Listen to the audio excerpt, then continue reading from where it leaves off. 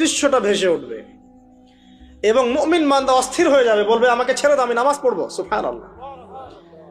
কারণ তার কাছে মনে হবে যে আসরের ওয়াক্ত হয়ে গেছে, আসরের ওয়াক্ত হয়ে গেছে, আসরের ওয়াক্ত চলে যাচ্ছে, আমাকে নামাজ পড়তে হবে। চিন্তা করেছেন? ওই যে একটা হাদিস আছে না, যে 7 শ্রেণীর মানুষকে আল্লাহ রাব্বুল আলামিন আরশের ছায়া ছায়া দিবেন, তার মধ্যে এক শ্রেণীর মানুষকে যার অন্তর মসজিদের সাথে ঝুলে থাকে, তার মন মসজিদের সাথে ঝুলে ছিল, এই সূর্য ডুবে গেল বলে আমাকে ছেড়ে দাও, আমি নামাজ পড়তে যাব।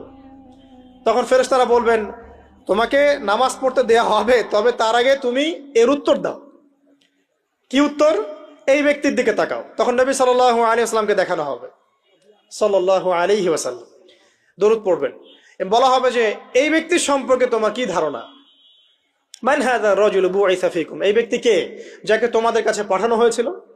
মুমিন ব্যক্তি নির্দ্বিধায় বলে দিবে যে তিনি হচ্ছেন আমার নবী মুহাম্মদুর রাসূলুল্লাহ সাল্লাল্লাহু আলাইহি ওয়াসাল্লাম। দেখুন, পৃথিবীতে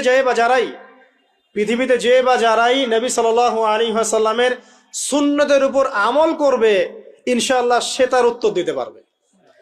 দুনিয়াতে যারা নবীর সুন্নতের 5 পয়সা পরোয়া করছে না, তার আদর্শের 5 পয়সা দাম দিচ্ছে না, তারা কোশ্চিনকালে উত্তর দিতে পারবে না। নাম হতে পারে আব্দুর রহমান, আব্দুর রহিম, নবীর সুন্নতের ধার ধারে না, তারা উত্তর দিতে পারবে না। তো নবীর সুন্নতের গুরুত্ব কত গভীর, এটা আমাদেরকে এখান থেকে বুঝতে হবে। তাই প্রিয় যুবক ভাইরা, মুসলিম ভাইরা, আমাদের জীবনটাকে নবীর আদর্শ এবং সুন্নতে ঢেলে সাজাতে হবে। সকাল থেকে সন্ধ্যা পর্যন্ত প্রতিটা কাজ করব কার তরিকায়? রাসূলের তরিকায়। নামাজ পড়বো তার তরিকায়, রোজা, সিয়াম, হজ, জাকাত, আমল, মুআমালাত, আখলাক সব কার তরিকায়? নবী সাল্লাল্লাহু আলাইহি ওয়াসাল্লামের তরিকা অনুযায়ী ইনশাআল্লাহ। আল্লাহ পাক তৌফিক এনায়েত করুন, আমিন।